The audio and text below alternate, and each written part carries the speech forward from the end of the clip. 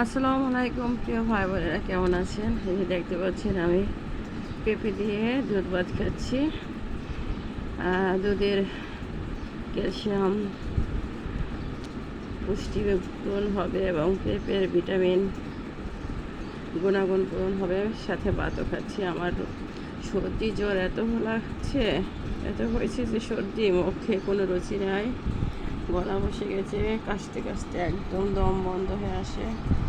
আমি এখান থেকে অর্ধেকটা পেঁপে কেটে নিয়েছি, দুধ নিয়েছি আর গরুর দুধ দিয়েছি। হ্যাঁ, এভাবেই খাবেন। পেঁপেটা তো মিষ্টি, আমি চিনি নিয়ে নিই, আর চিনি মিষ্টি বেশি খেতে ভালো লাগে না। তবে জ্বরের মুখে, সর্দির মুখে কোনো রুচি থাকে না, তখন মিষ্টিটাই মুখে বোঝা যায়, অন্য কোনো খাবার মুখে বোঝা যায় না। আপনার ইচ্ছে করলে এই যে এইটা হয়েছে না, আমি দেখাচ্ছি। এই যে পেঁপে দুধ ভাত, এটার একটা হয়ে হচ্ছে না, এটা আপনার ইচ্ছা করলে মুখে, আপনাদের ফেসে প্যাক হিসাবে ব্যবহার করতে পারেন। এটা অনেক উপকার, আমি করি মাঝে মাঝে, মুখের লাবণ্যতা বাড়ে।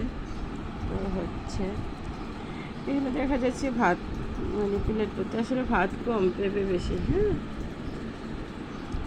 খেতে ইচ্ছে করে না তো কী করবো, এভাবে খাচ্ছি। এই দেখতে পাচ্ছেন। ঠিক আছে, ভালো থাকেন। আমার চ্যানেলটি নতুন, লাইক দিয়ে সাবস্ক্রাইব করে পাশে থাকবেন। মন চালে সাবস্ক্রাইব করবেন, না চালে না করবেন, কিন্তু অনুরোধ করবো না। মানুষ অনেক কিপটা, অনেক